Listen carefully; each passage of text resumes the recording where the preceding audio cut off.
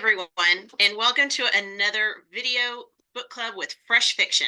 I'm Samantha T, and I am so excited for our guest author today, Darcy Burke, best-selling author of historicals, some contemporaries, which I admit I haven't read, wasn't aware of those, and here to talk about her new historical mystery series.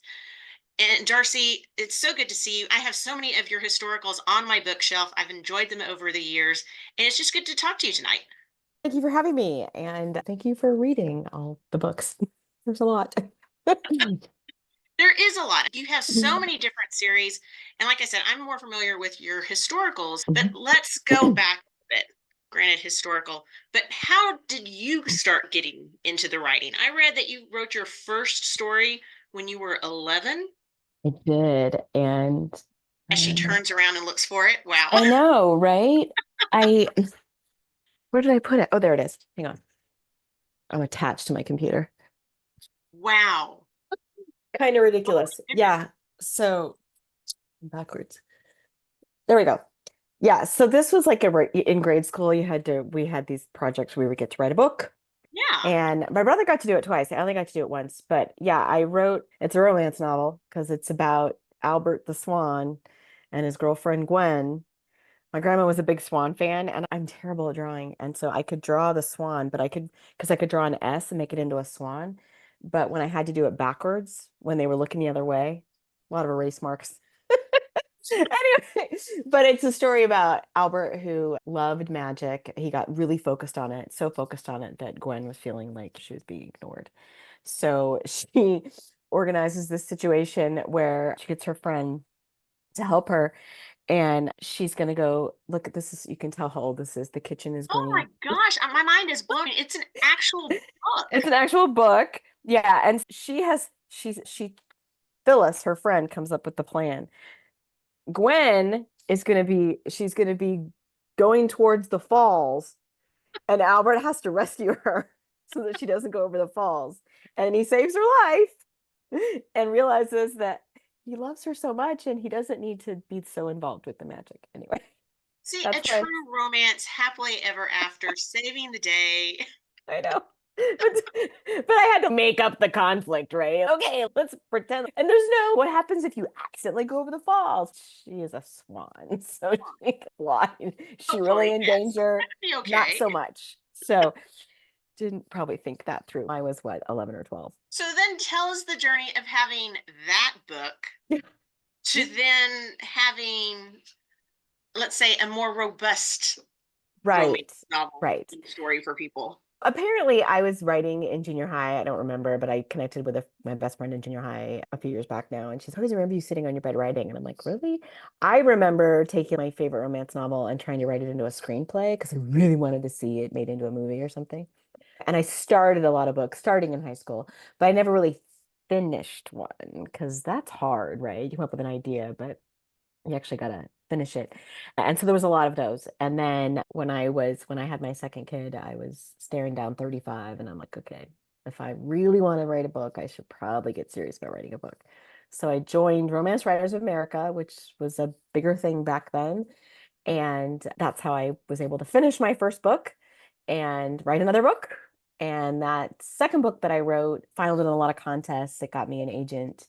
It finaled in the Golden Heart contest, which was a big unpublished contest for Romance Writers of America. And I have so many author friends that I met when I finaled in that contest that I'm still really good friends with, and we all just grew up together, if you will. So yeah, I was with that agent, and we didn't sell that first book. As I like to say about that book, I haven't published it. Its working title, what it won awards under, was Glorious. And it's the first three chapters are amazing. Like I should probably just take the first three chapters and put them on a book and then write something else but I'd written it so many times and finessed it for contests when you submit the first three chapters that it was great. Even my mom says, yeah, it's not your best book. And my mom is arguably my biggest fan. She's read everything I've written multiple times. And she's the reason I write romance. She was a big romance reader. And so I would just borrow her books and read them. And How do you think, okay, so going through all of that and perfecting those first three chapters, yeah. how do you think that probably helped your overall writing, or did it force you to adapt your style so that you're really able, or do you find that you need to do several different rewrites until you have your finished book? What is that journey like from that initial idea to your It's final edit? it's much different now. I'm a very process person, and I think in the beginning I just didn't have a process for writing a book, right? And it took me a few books to get there. By the time I wrote my third book, I think I wrote my third book in about 3 months, 6 months, 3 months, something like that. I can't remember. And that's Her Wicked Ways. That's the first book that I published. I that whole period of working with critique partners and getting feedback from contest judges and different agents and editors and whatever, I that was so valuable. And I don't know how people who are indie published now who don't go through that gauntlet. I don't know. I know that they do it, but I credit so many people with, but you get to a point where you're like, okay, now we're writing by committee, and that's not helpful because it needs to be my book and my voice. But when you're starting out, it's super helpful because you're in some ways finding your voice, and that's how it felt to me. And while I think that those first three chapters of that book are really great, I haven't read them in a really long time. I should probably that'd be fun if I read them. But it really helped me figure out what I wanted to write, how I wanted to write it. And so if from that perspective, really helpful. The hard part I have now is writing this new genre of mystery. It's a different process. And I'm only on book 2 and I haven't quite figured it out yet. Hopefully that'll happen And that's one of the things I wanted to talk to you about soon. because, like I said, I'm a fan of all of your historicals, and I've read so many of them. And I think there's an element there because those books are sexy, they're emotional, you're invested with the characters, you have strong protagonists in there, and you have so many different series with Yeah. that and several books in those series. So your process of keeping those books fresh each time and then juxtapose that with what was your desire, and maybe this is the follow-up question to that, what was your reasoning, not the reasoning, but your desire to then move into this other genre? And like you said, some of the challenges that you're facing now with it being a mystery but Right. still in the historical setting. It's write different series to keep it fresh for people, but also for me. My longest series is 12 books. It's called The Untouchables, and that's my best-selling series. And I'd only intended that to be like 4 books. And then I was like, oh, I wrote those 4 books, and then I realized I had these other characters that appeared in those books, and I wanted them to write more books for them. And so I didn't think of that. And then when I got to book 12, I thought people were maybe tired and I should do something else, but I still had other characters I wanted to write. So I wrote the Spitfire Society, which is 3 books, but really it's the Untouchables. It's just more of those. And then I still have more characters that I introduced in the Spitfire Society that I wanted to write about. I love a reformed villain, and I did that in my first series in Secrets and Scandals. He's introduced in To Seduce a Scoundrel, which is the third book, as the villain, and then by the sixth book, that's his book, and he's the hero. And I love that whole arc. It's just one of my very favorite things I've ever written. And I love to read that. That's probably why I enjoyed reading it. And so I did that again a little bit with The Pretenders, which is a came after The Untouchables and the Fire Society. It has some of the same characters, but The Pretenders is about 3 siblings, and they're a little bit, they have a suspense element. And so the reason I'm mentioning this is because it answers both your questions. It talks about the series and how I'll write a different series, but chances are it's somehow probably been meshed into another series. But it's also a precursor to what I'm writing now because it's a mystery. And I enjoyed writing those, and I liked the mystery element of it. I also did that with the Legendary Rogues series, which was the second series that I wrote after I wrote Secrets and Scandals. And that Secrets and Scandals had done really well. And then I started Legendary Rogues and it didn't do very well. The first book did okay, the second book, no. And because I wrote like this subgenre of a subgenre, because it's literally like a treasure hunt, mystery, road trip, romance in Regency, England. And I think there are about 5 people who love that series, probably more than 5. It's more than 5. I've sold a lot of those books. I shouldn't say that.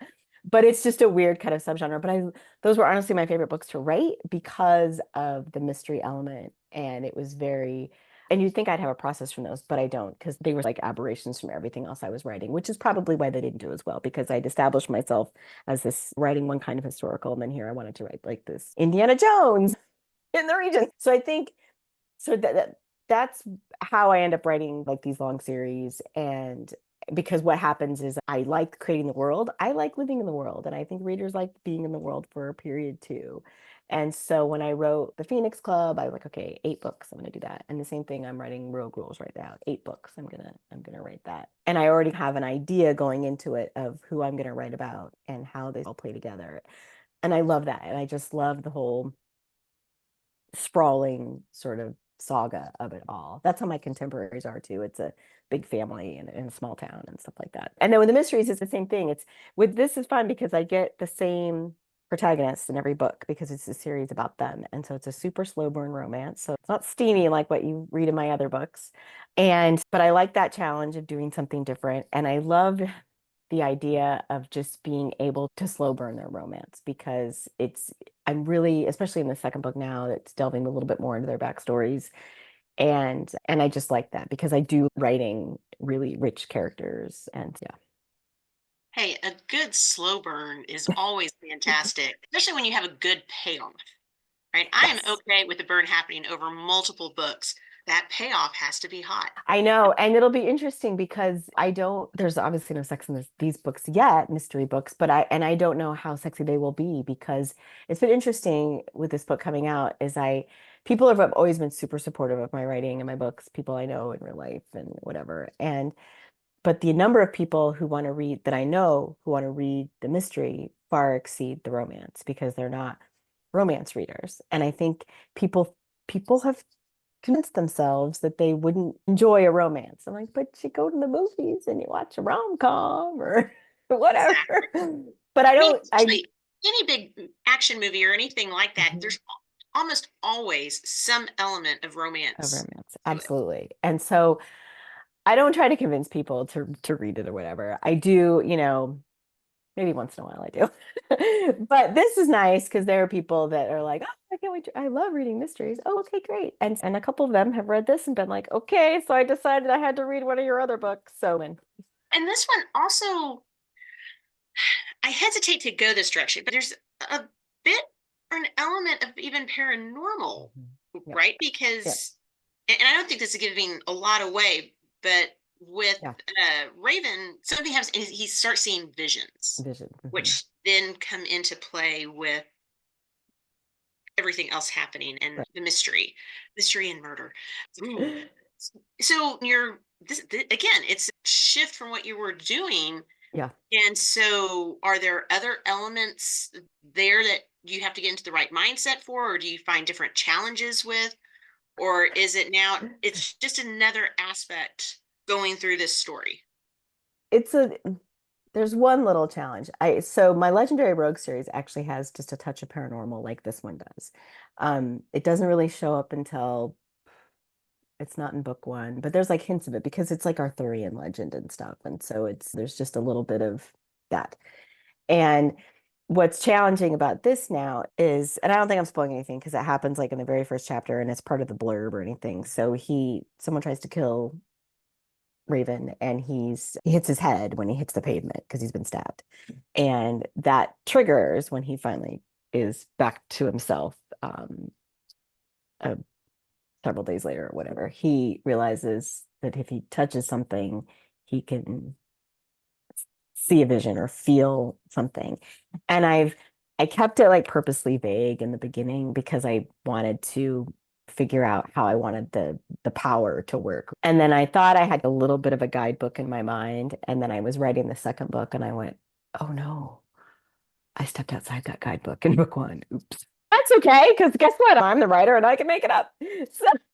So I didn't write myself into a corner in book two because I figured that out, which was good. So it's a little bit of, I don't know if you've ever read Amanda Quick historical Yes. romances, but Yes. she has a little bit of paranormal in some of hers too. And I'm a huge fan of hers and I've read all of her books and she's actually a friend of mine now, which is so weird to me, but I love her. She's the best. So there's probably a little bit of that. But when I came up with the idea for this book, it just knew I wanted this. To be fair, I was really loving Miss Scarlet and the Duke before the Duke took off, but whatever. Sorry, spoiler alert if you haven't watched that. But I have hopes it will figure itself out with the new guy.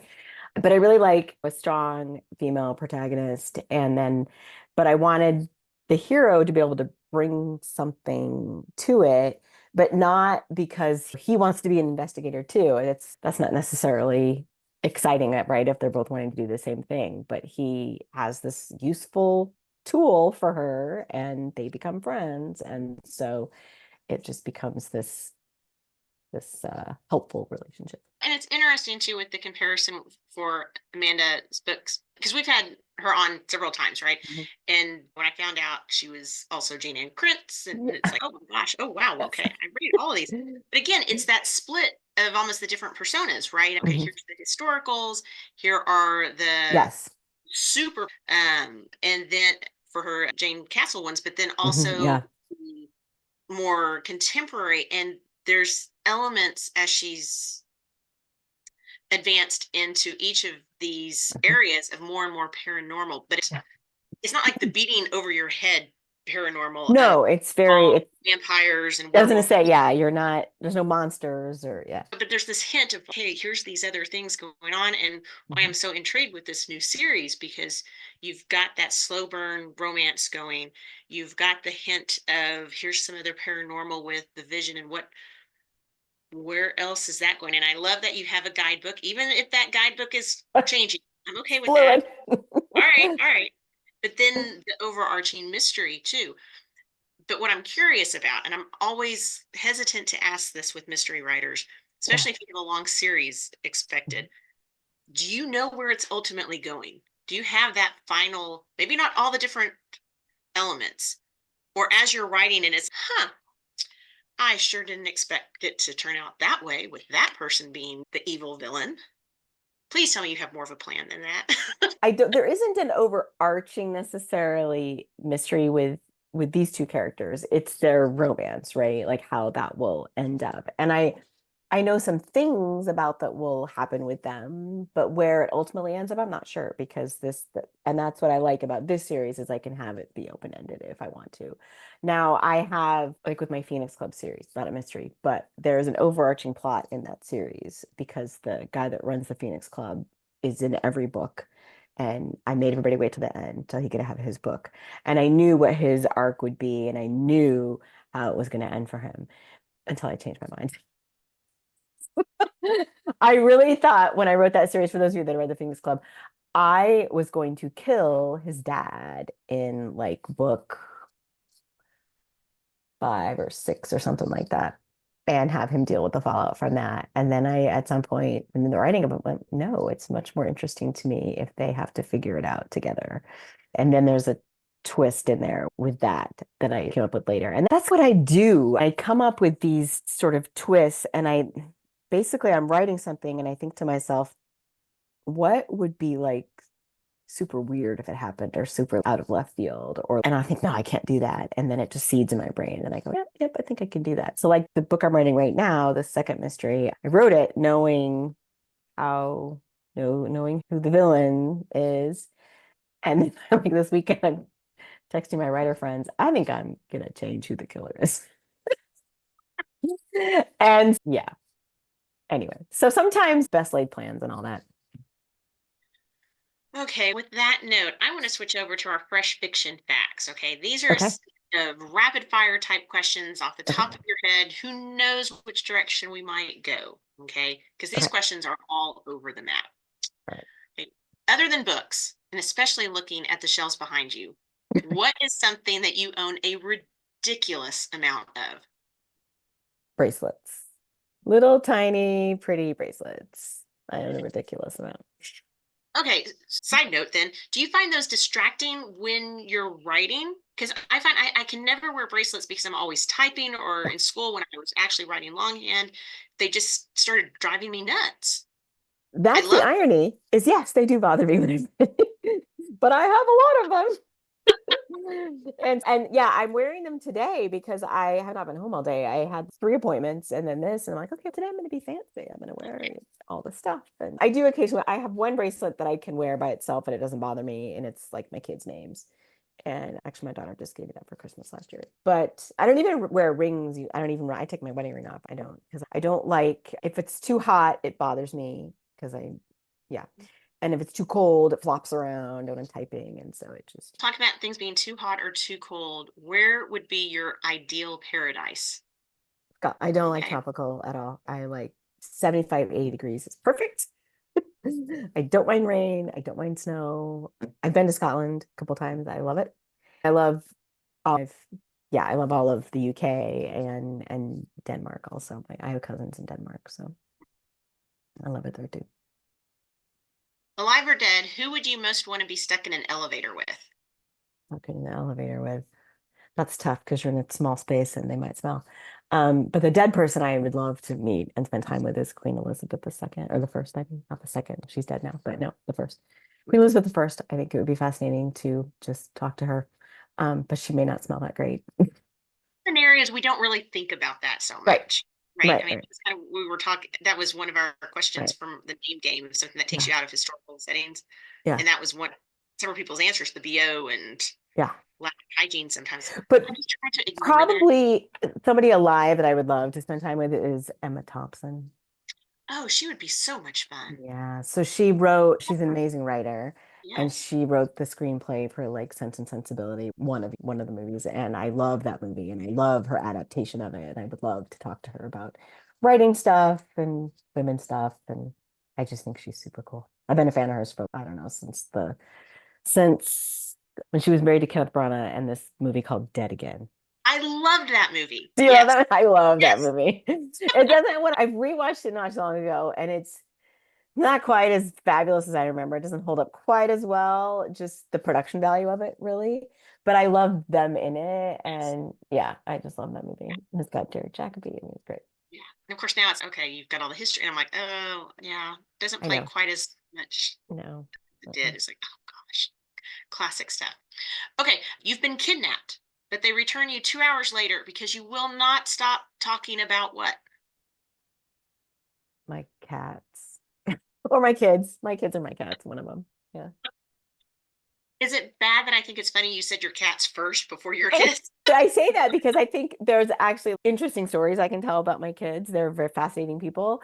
But my cats, how much can I say about my cats? That's not the same thing over and over again. Because let's face it, they eat, they sleep, they snuggle, they look cute. They, occasionally get into trouble. Yeah, but see, as a fellow cat owner, I can come up with stories all day long too. So All right, cool. All right, let's make it happen. I'm surprised nobody is here. Usually Banana Cat is usually when I'm on a Zoom, she's like right here. But I no. don't know, she's been going through a bit lately. I'm not sure what's going on with her. And so she's not here. But Yeah, I've gotten trained because mine, he won't get up in my face during these, but he does come along and stretch and then pokes me in the butt with his claws. And so I've learned not to react while on camera or being recorded. mm, Go figure. that's good. But now I'm admitting it here. Oh, so much for that. Nice hidden little secret. Okay. Uh, what was your favorite field trip that you've ever been on? Like when you were a kid? Oh. Okay, so that's easy. It's historical. Shocker. We have a fort. I live in the Portland area of Oregon. And so Vancouver is in Washington, but it's just right across the river. It's basically a suburb of Portland. And Fort Vancouver is there. And Fort Vancouver was, I'm really rusty on my history for it, but it's, what's his name? John McLaughlin was, okay, my daughter's coming in to pet a cat. I'm talking about Fort Vancouver. Quinn, help me out here. But John McLaughlin, because there's a house in it called McLaughlin House. There's a bunch of stuff around here named McLaughlin or whatever. But he was like the one of the fur trappers, and he worked for the I don't know that he was an actual fur trapper, but they all worked for him or something. And he worked for the what's the company? The not the East India Company, but what's the company with McLaughlin in the Fort Vancouver? Do you remember? Okay, we don't remember. Anyway, we'll Google it. We'll look it up. But you look up Fort Vancouver. Anyway, it's a cool fort, and It is a cool fort. I went, I'm telling a story. but it's a It's fun cool. fort. We went I know. to. She went on a field trip there too. But my field trip, when I was in fourth grade, they did this thing where Could actually sleep over. yes, they were doing a pilot of letting us spend the night in the basement of John McLaughlin House. And so we all were assigned jobs. I think I was a candle maker. I thought that would be really fun, but it was super boring. I realized after a while I should have worked in the store. I wanted to work in the trading post because that was more fun. Anyway, but everybody had the job from that time period if you lived in the fort or around the fort and then worked in the fort and stuff like that. So it was really cool. And we slept underneath it. I remember we played, my mom was there. She was one of the volunteers or whatever. And we were playing telephone and I laughed and I fell back and I hit my head against one of these humongous timber posts. And I had a knot on my head. Of course, my mother was freaking out. And yeah, it was a great field trip, but that's what I remember. And they never did it again. That was the only time they ever did it. Maybe I ruined it because anyway. No, it stays unique for everyone. Yeah, you can say we did the only overnight. We did, yes, yes. My husband's super jealous because he didn't even get to go there, and he actually lived in Portland. But the house is really cool. You can still go and tour the fort, and the house has all like the period furniture and stuff in it, and it's a really cool place to go. And both my kids went there in elementary school for field trips, but they didn't get to spend. It was the Hudson Bay Company. Hudson Bay Company. Thank you, thank you, Hudson's Bay Company. Bad history author. Right? Oh my gosh. Okay. What is your most dog-eared or reread book? The one that you keep going back to? It's probably, I'm going to go with romances here. It's either Shanna, Kathleen Woodiwiss, or a couple of Elizabeth Hoyt books, like The Serpent Prince, or I think it's The Serpent Prince, or I never remember the name. It's one of the Maiden Lane books. It's like the third book, Scandalous Desires, or I don't know. It has it has a generic romancy title, but yeah, probably those. Yeah. Would you rather go back in time and meet your ancestors or go forward and meet your descendants? Oh, back in time. Back in time. Back in time. To a particular time period? Yeah, maybe. I don't know, it's hard because on my dad's side, through my grandmother, my paternal grandmother, they came over from England and helped found Rhode Island, but I can only trace them back to like the 1400s in England. So it'd be nice if I could figure out who came before that. That would be cool. But my mom's side of the family is cool too. She just told me something really interesting the other day. For anybody who watches the show Peaky Blinders or is familiar with that, I love that show. I didn't realize it was about violent gangsters. And I started it because I knew it took place in Birmingham. My mom is from Birmingham, and it took place in this first season's in 1919. And my grandfather was born there in Birmingham in 1916. And I know based on where my mom's house was, where she lived, wasn't too far from where that all took place. And so we were talking just recently, and she said his family, I knew he was a bus driver. He drove a double-decker bus, and then he was like an air warden during World War II. And then they moved over here to the US in like 1949. And she said that his mom owned the house because his family they weren't well-to-do, but they were middle class, did well enough. And I'm like, what did they do? And she said they were all bookies. And I'm like, what? And I guess that's what my grandfather's brothers did. He didn't do it, which that wouldn't be his personality, knowing my grandfather. But I'm fascinated now. And so now I got to go back and I want to figure out what my family was actually doing in Birmingham in the early 20th century. Hello. So fascinating. Okay, now the most important question is, as readers, we always love the books that we have, but we also want to know what's next. Where is the best way for our readers to keep up with you and find out what is coming next? And if you can give us any sneak peeks, that'd be great. The best way is to be on my newsletter because that's where I share. So my next release is in October. October 17th is the next Rogue Rules book, As the Earl Likes. And just put up the first chapter on my website right now, and read chapter 1 if you like. But I send out every week a link to next week I'll send out chapter 2 up to the publication of the book. So you'll be able to read like the first 5 chapters before you get the book. It's a little mean. I know you get a chapter at a time, but hopefully you're like, oh, I can't wait. Now I got to buy it. Yeah, that's the best way to that. And I do have a reader group called Darcy's Duchesses on Facebook, where I try to be, I'm less involved when I'm like on a deadline, and this book right now is 2 weeks overdue. So I'm a little scarce, but yeah, that's the best way to be in touch with me. So. Fantastic. Darcy, thanks again for joining us this evening. Like I said at the beginning, I'm a big fan. I enjoyed talking with you tonight, but stick around to take some more questions from our readers in our Fresh Fiction Happy Hour. I would love to.